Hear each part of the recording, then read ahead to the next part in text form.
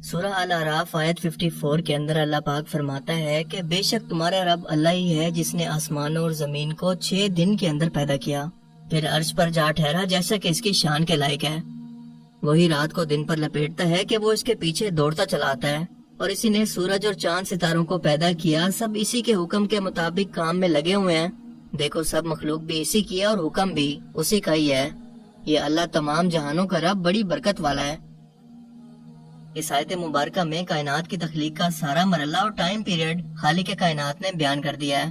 اس کے علاوہ اس کا بیان قرآن کریم کے اندر تقریباً 7 جگہ پر بالکل ایک جیسے موجود ہے، جسے پڑھ کر بالکل ایسا لگتا ہے کہ اللہ نے اس عظیم الشان کائنات کو صرف 6 دنوں کے اندر پیدا کیا اور 7ویں روز اپنے عرش پر واپس چلا گیا، جیسا کہ اس کی شان کے لائق ہے۔ یہ سن کر ایک عام انسان کے دماغ میں یقیناً یہ سوال ضرور پیدا ہوتا ہے کہ اللہ تعالیٰ تو ہر چیز پر قادر ہے، اس کے لیے تو کوئی بھی کام کرنا صرف کن کی دھوری پر ہے اور اگلے ہی لمحے وہ فیکون یعنی ہو جاتا ہے۔ تو پھر سوال یہ ہے کہ اللہ تعالیٰ نے اس کائنات کو پیدا کرنے میں 6 دن کا ٹائم کیوں لگا دیا؟ بس ایک ہی لمحے کے اندر کن کہہ کر اسے کیوں نہیں بنا دیا؟ کیا ایسا تو نہیں کہ اللہ تعالیٰ کی ذات بھی ٹائم کی پابند ہے؟ اگر ایسا ہے تو پھر وہ خالق کیسے ہو سکتی ہے، کیونکہ ٹائم ایک ایسی تخلیق ہے جسے پیدا کیا گیا، اور کوئی خالق اپنی تخلیق کا پابند بھلا کیسے ہو سکتا ہے؟ لیکن اس کی اصل وجہ ہے ان آیات کا اصل مفہوم نہ سمجھ پانا، کیونکہ انسان کی عقل بہت ہی ناقص ہے۔ وہ ابھی تک اس کائنات کے رازوں کو صرف سمجھ ہی رہا ہے، اور ہر گزرتے وقت کے ساتھ اپنی سمجھ کے اندر اضافہ کر کے کسی ایسے نتیجے پر پہنچتا ہے جسے پہلے انسانی عقل تسلیم نہیں کرتی تھی، لیکن اب صدیوں کی کھوج کے بعد انسانوں کو اس کائنات کی بناوٹ کا اندازہ کسی حد تک ہو چکا ہے کہ کیسے شروعات میں یہ پوری کائنات ایک نقطے سے پھیل کر دھوئیں اور گیسز کے اندر بدل گئی، جس سے تمام سیلیسٹیل آبجیکٹس، ستارے، سیارے، چاند اور گلیکسیز وغیرہ بننا شروع ہوئی، جس کے بارے میں ذرا بھی اندازہ آج سے 100 سال پہلے کے انسان کو بالکل بھی نہیں تھا۔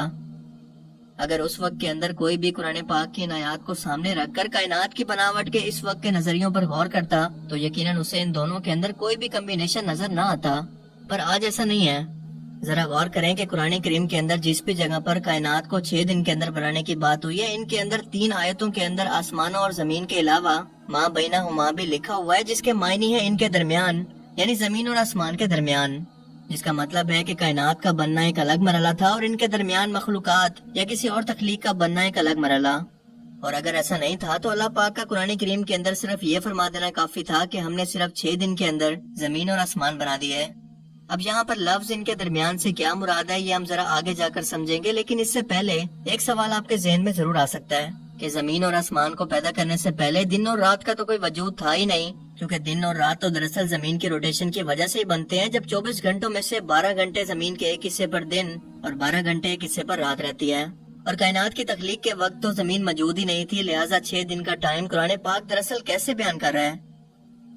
جس کا جواب یہ ہے کہ آج کا موجودہ سائنسی علم یہ کہتا ہے کہ کائنات کی شروعات سے لے کر دنیا کے پہلے انسان کے زمین پر تشریف آوری تک کا ٹائم اربوں سالوں میں جا کر پورا ہوا۔ قرآن کریم میں ہر مقام پر ان 6 دنوں کے لیے یوم کا لفظ استعمال ہوا ہے، جس کا مطلب سمجھنا انتہائی ضروری ہے۔ فرض کریں کہ آپ بڑھاپے میں کسی گاؤں میں اپنی پیدائش اور بچپن کی جگہ پر جاتے ہیں اور وہاں پر جا کر کسی شخص کو اپنے گھر کی جگہ کی طرف اشارہ کر کے بتاتے ہیں کہ ایک روز تھا کہ میں یہاں پر بچپن میں کھیلا کرتا تھا، پھر ایک روز آیا کہ جب میں نے اپنی تعلیم مکمل کر کے اپنا بزنس شروع کیا، اور آج مجھے یہ دن دیکھنا نصیب ہو رہا ہے کہ میں اسی جگہ پر واپس لوٹ آیا ہوں۔ کیا آپ نے غور کیا کہ آپ نے اپنی کہانی سناتے ہوئے اپنی زندگی کے 60 یا 70 سالوں کے ٹائم کو صرف 3 دن کے اندر بانٹ دیا ہے، حالانکہ آپ کی اس وقت عمر 60 یا 70 سال ہے۔ ایک روز وہ جو کہ آپ کے بچپن کا تھا، ایک وہ جب آپ نے اپنی پڑھائی مکمل کر کے بزنس شروع کیا، اور تیسرا وہ جب آپ یہاں پر موجود ہیں۔ عربی اور اردو زبان کے اندر اس لفظ کے حوالے سے مطلب بالکل ایک ہی جیسا ہے، یعنی یوم ایک لمبے دورانیہ یا ایک زمانے کے معنی میں استعمال ہوتا ہے، پھر چاہے یہ یوم 1 سال کا ہو، 1 ملین سال کا، یا کئی کروڑ یا اربوں سالوں کا۔ چلیں اسی بات کا ایک اور پکا ثبوت خود قرآن پاک سے نکال کر اس بات کو مزید گہرائی کے اندر سمجھنے کی کوشش کرتے ہیں۔ قرآن پاک میں قیامت یا محشر کے دن کو یوم القیامہ کہا گیا ہے، حالانکہ ہم سب جانتے ہیں کہ قرآن کریم کے اندر یہ لکھا ہوا ہے کہ وہ دن 50,000 سال جتنا لمبا ہوگا، یعنی اس پورے 50,000 سال کے ٹائم کو قرآن پاک اپنی زبان کے اندر ایک دن یا ایک دورانیہ کے طور پر بیان کرتا ہے۔ جیسا کہ ادب کی کتابوں کے اندر یوم کبھی تو سورج کے طلوع اور غروب ہونے کے درمیانی ٹائم کو کہتے ہیں، اور کبھی تو زمانے کے ایک حصے کو، پھر چاہے اس کی مقدار جتنی بھی ہو۔ اگر اسی کانسیپٹ کو ذہن میں رکھ کر ہم یہ سوچیں کہ ایک روز وہ تھا جب ہماری یہ زمین صرف آگ کا ایک گولا تھی، پھر ایک روز ایسا آیا جب وہ ٹھنڈی ہو گئی اور اس کے اندر زندگی کے آثار پیدا ہونے لگے، لیکن ابھی بھی کئی کروڑ سالوں تک اس کا ٹیمپریچر کئی 100 ڈگری سینٹی گریڈ تھا، جو کہ زندگی کو بڑھانے کے لیے بالکل بھی مناسب نہیں تھا۔ اگر ہم ایسا سوچتے ہیں تو یہ سب کی سب باتیں سائنسی اور مذہبی نقطہ نظر سے بالکل ایک جیسی ہی ہیں۔ لہٰذا اس تمام بحث کا نتیجہ یہ نکلا کہ اللہ تعالیٰ نے زمین اور آسمان کو 6 ادوار کے اندر پیدا کیا۔ ہو سکتا ہے کہ ان ادوار کے اندر ہر دور کئی ملین سال کا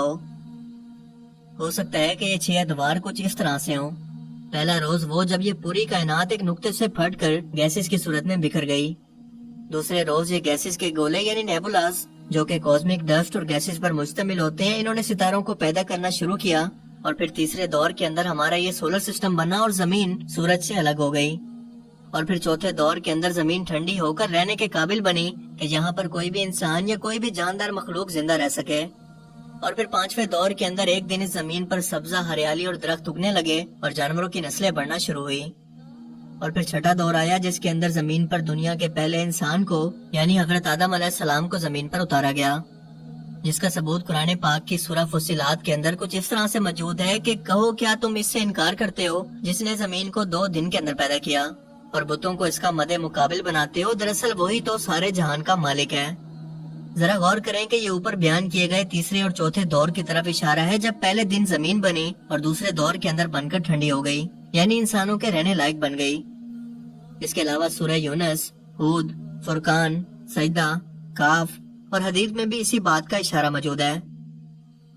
اب یہ سب کنفیوژن تو ہمیں سمجھ میں آ گئی ہے، لیکن ذرا غور کریں کہ ہمارا اصل سوال تو ابھی بھی وہیں پر ہی کھڑا ہوا ہے کہ اللہ نے دنیا کو ایک لمحے کے اندر پیدا کیوں نہیں کیا، 6 دن یا 6 ادوار کے اندر ہی کیوں پیدا کیا؟ تو اسے آسان الفاظ کے اندر سمجھنے کے لیے آپ سب سے پہلے خود سے سوال کریں کہ اللہ نے آپ کو 9 مہینے کے اندر ہی کیوں پیدا کر کے آخر کار اس دنیا کے اندر بھیجا، صرف 1 دن کے اندر کیوں نہیں؟ کیونکہ وہ تو اس چیز پر بھی قادر ہے۔ اس کا مطلب یہ ہے کہ اگر اتنے عظیم الشان اور مشکل ترین کام آسانی سے خود بخود ہوتے رہتے تو کون ان پر غور و فکر کرتا، ان پر ریسرچ کرتا اور اپنے خالق کی موجودگی کو محسوس کرتا؟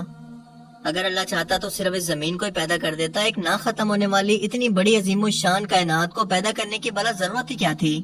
اس سب کا جواب ہے کہ انسان کے غور و فکر کرنے کے لیے، تاکہ وہ اللہ تعالیٰ کی پیدا کردہ ہر مشکل ترین تخلیق کو سمجھے، اس پر غور و فکر کر کے اپنے خالق تک جا پہنچے کہ ہاں کوئی ہے جو اس کائنات کو پیدا کرنے والا ہے اور اس سب نظام کو چلا رہا ہے،